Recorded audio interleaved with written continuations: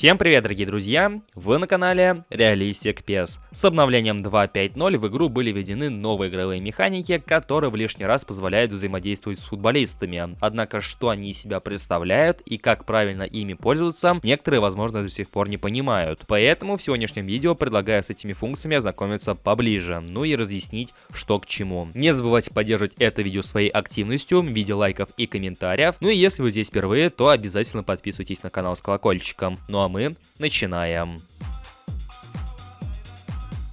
Итак, одна из первых функций — это тренировка способностей, которая позволяет добавить футболистам дополнительные навыки, если они у них отсутствуют. И так называемая новая игровая валюта — программа отработки навыков, которая и позволяет добавить футболисту новый рандомный навык. Суть этой функции заключается как раз таки в том, что вы добавляете навык, который вам заведомо неизвестен. Он выбирается игрой рандомно, и здесь получается такая русская рулетка. То есть вы как можете добавить новый навык футболисту, так и вовсе вытянуть навык, который у него присутствует, и он, естественно, не добавится, но при этом этот зеленый токен, он тоже потратится, и вы останетесь и без токена, и без нового навыка.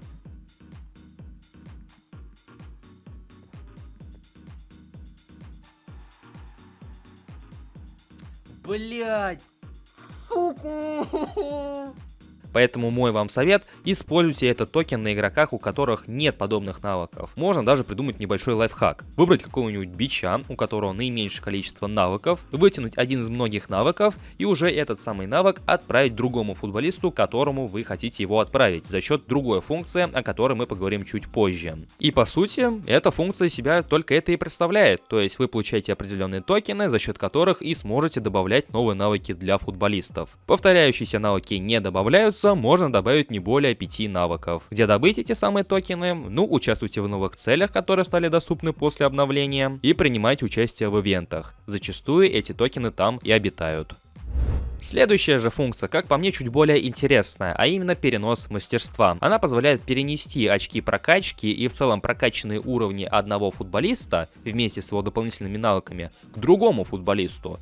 То есть ситуация, если у вас на руках имеется 5-звездочный, ну или любой другой футболист, но уже прокачанный, с множеством прокачанных уровней, которые у него доступны, и при этом у него присутствуют дополнительные навыки, все это вы можете перенести к другому футболисту. И таким образом вы сможете прокачать новичка, не тратя очки прокачки, которые у вас присутствуют, поскольку вы их забрали у другого футболиста. И тут как раз таки применяется тот самый лайфхак, о котором я упоминал чуть ранее. То есть вылавливаете для бича наиболее интересный для вас навык, и уже за счет этой функции переноса мастерства переносите этот самый навык любому желающему для вас футболисту. Потому что если вы захотите добавить новый навык для какого-нибудь известного футболиста, у которого и без того достаточно навыков, у вас очень большие шансы попасться на тот самый навык, который у него и без того присутствует, и просто так потерять очки. А эта же функция позволяет не просто продублировать футболиста. Допустим, если вы неправильно вкачали стандартного футболиста, вы можете купить его дубликат, и с прокачанного футболиста все перенести на дубликат и прокачать его заново. Это можно сделать и так. Но я же расцениваю эту функцию скорее как этакий заменитель очков прокачки, потому что,